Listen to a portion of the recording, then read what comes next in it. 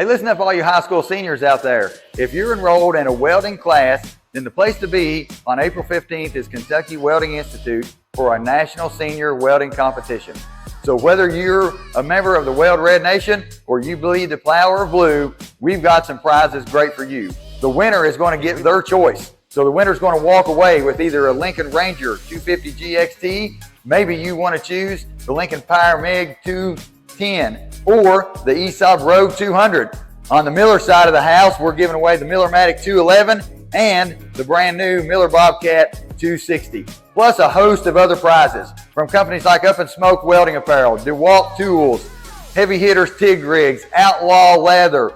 So if you are a senior in high school, then get enrolled. The link is below. We'll see you here Saturday, April the 15th for lots of prizes, tons of scholarship, and your chance to walk away with a brand new welding machine.